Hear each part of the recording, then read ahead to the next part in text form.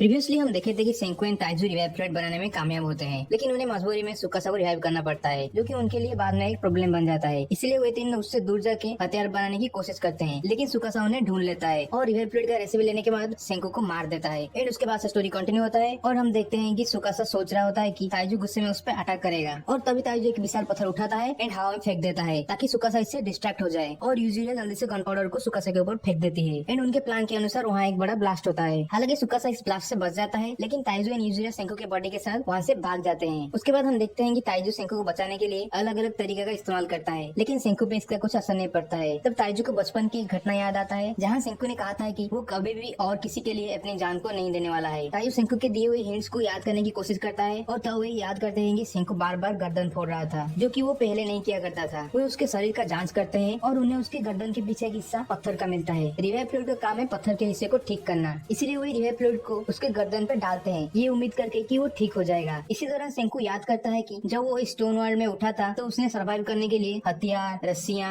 आग, कपड़े और अपने लिए एक छोटा घर बनाया था। सेंको अकेले काम करके थक जाता है, इसलिए वो मदद के लिए ताइजू को ढूंढता है और खोद के बाहर निकलता है। सेंको तब सोचता है कि कैसे और क्यों सब पत्थर में बदल गए, एंड वो इसके लिए 3 हाइपोथेसिस निकालता है। पहला है ये एक एलियन अटैक है, दूसरा है किसी देश के मिलिट्री का अटैक है, एंड तीसरा है ये कोई नए वायरस के वजह से हो सकता है। सेंको फिर क्लूज ढूंढने लगता है कि वो कैसे और क्यों ठीक हुआ, और वो अनुमान लगाता है कि उसके रिवाइव होने के कारण एक्सटर्नल फैक्टर्स हो सकते हैं। एंड तब उसे पास की गुफा से नाइट्रिक एसिड निकलता हुआ मिलता है। सेंको नाइट्रिक एसिड को ताइजू पे डालता है, लेकिन कुछ असर नहीं होता है, इसीलिए वो पक्षियों पे, अलग अलग इंसानों पे एक्सपेरिमेंट करना शुरू कर देता है। वापस हम वर्तमान में देखते हैं कि सुबह हो गई है। ताइजू एंड यूजिरा नींद से उठते हैं और ये देख के शॉक हो जाते हैं कि सेंको जिंदा हो गया है। बाद में सेंको ताइजू एंड यूजिरा को एक प्लान बताता है कि सुकासा मानता है कि वो मर चुका है, जो कि उनके लिए एक एडवांटेज है, और सेंको उन्हें एक मिशन देता है कि वे दोनों सुकासा के साथ शामिल हो जाएंगे, लेकिन रियलिटी में वे सुकासा की जासूसी करेंगे। सेंको बताता है कि वो इसी दौरान अपने साइंस की आर्मी बनाएगा, इसके लिए वो उन मिस्टीरियस लोगों को ढूंढेगा जिन्होंने स्मोक सिग्नल छोड़ा था। उसके बाद वे अपने अपने रास्ते में चले जाते हैं। इसी दौरान सुकासा को एक लड़की मिलती है और वो लड़की सडनली सुकासा पे हमला कर देती है। हालांकि सुकासा उसके हमले को आराम से रोक लेता है, एंड तभी वो लड़की बताती है कि उसने सुकासा को एक बंदे को मारते हुए देखा। सुकासा सोचता है कि लड़की उसके लिए खतरा पैदा कर सकती है, इसलिए वो उस पर एक पेड़ गिरा देता है। सेंको ये सब दूर से देखता है और इसकी ओर भागता है, एंड उसे एक लड़की पेड़ के नीचे फंसा हुआ मिलती है। इसलिए सेंको एक पुली बनाने का प्रोसेस शुरू करता है, इसकी मदद से वो आराम से पेड़ को उसके ऊपर से उठाता है। उसके बाद वो लड़की खुद को इंट्रोड्यूस कराती है कि उसका नाम है कोहाकू। उस रात को सेंको नोटिस करता है कि कोहाकू सोते हुए भी ऑन गार्ड है, इसलिए वो कोहाकू को कहता है कि उसे थोड़ा रिलैक्स करना चाहिए। हालांकि कोहाकू बताती है कि सतर्क रहना उसकी आदत है।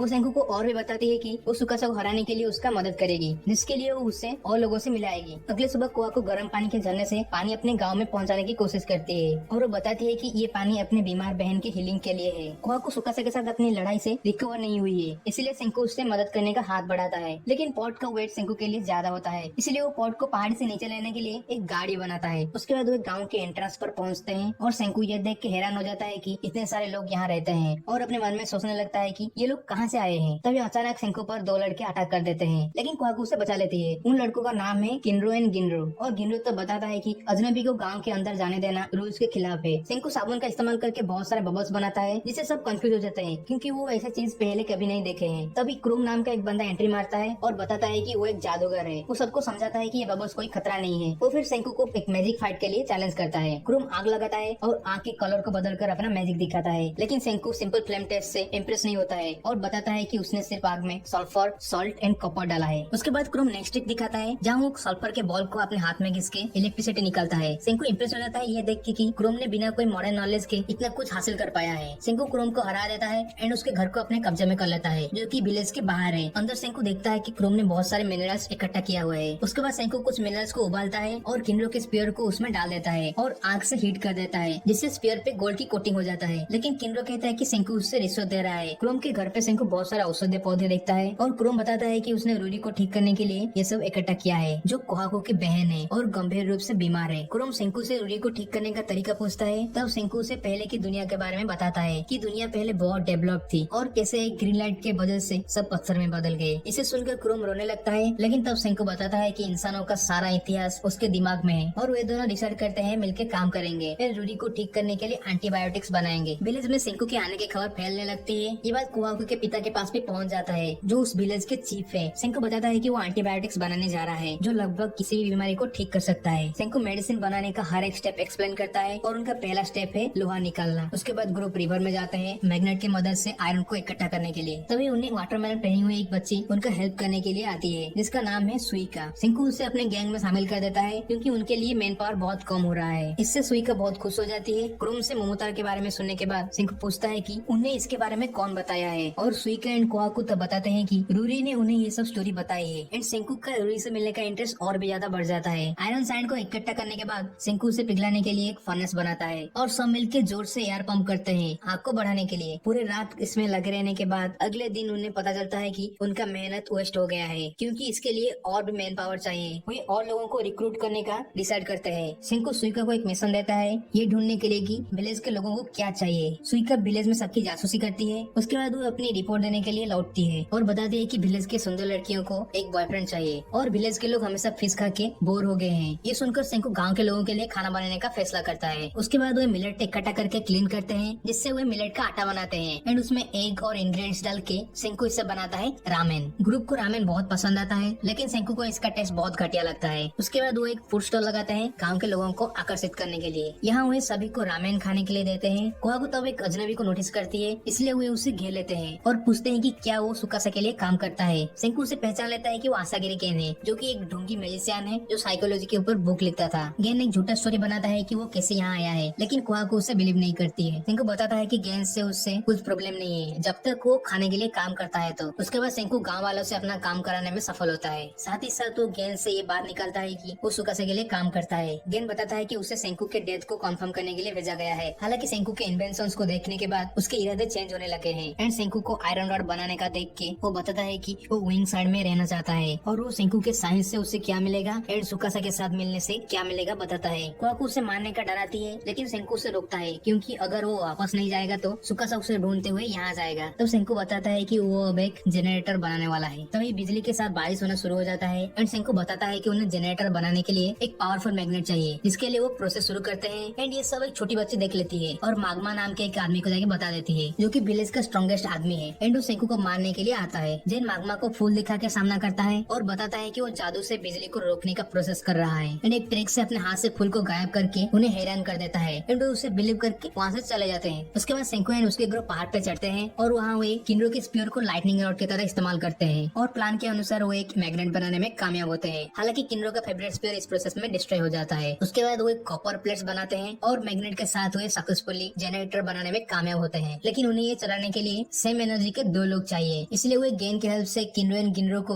उनके लिए काम कराने के लिए राजी कराते हैं। उसके बाद सिंकू घर के ऊपर चढ़ता है, जहाँ वो अपने कपड़ तारों को बाम्बू लिप से कनेक्ट करके बनाता है एडिशनल लाइट बल्ब। सिंकू एक ग्रुप फिर डिस्कस करते हैं कि आसागिरी गेन का वे क्या करेंगे। सिंकू बताता है कि उन्हें एक तरीका ढूंढना होगा जिसे सुकासा को गेन बताएगा कि सिंकू मर चुका है। गेन ये सब सुनने के बाद याद करता है कि सुकासा ने उसे रिवाइव करने के बाद उसे एक काम दिया है सिंकू के बारे में इन्वेस्टिगेशन करने के लिए। वापस हम प्रेजेंट में देखते हैं कि कुछ अनजान आदमी गेन के ऊपर अटैक कर देते हैं। सिंकू का ग्रुप साउंड सुन के भाग के आते हैं और उन्हें पता चलता है कि गेन अभी भी जिंदा है एंड उसने नकली ब्लड का इस्तेमाल किया है हमलावरों को विश्वास दिलाने के लिए कि वो मर गया है। उसके बाद उसका इलाज किया जाता है एंड सुइका इसका इन्वेस्टिगेशन करने के लिए जाती है कि हत्यारा कौन है। वो अगली सुबह लौटती है और बताती है कि ये सब मागमा ने किया है। उन्हें तो पता चलता है कि मागमा ने गेन को कोहाकू के सहयोगी सिंकू समझ के हमला किया था। कोहाकू तब बताती है कि विलेज में ग्राउंड बाउट नाम का एक कंपटीशन हर जनरेशन में होता है और जो भी इसमें विन करता है वो विलेज प्रेस्टेस से शादी करता है एंड विलेज का चीफ बनता है। ये इवेंट कंपटीशन फिर से होने वाला है, इसलिए मागमा उसके पीछे पड़ा है, क्योंकि पिछले बार कोहाकू ने कंपटीशन ज्वाइन किया था मैग्मा को रोकने के लिए। कोहाकू एक सुझाव देती है कि अगर उनके साइंस किंगडम से कोई इस कंपटीशन को जीतता है तो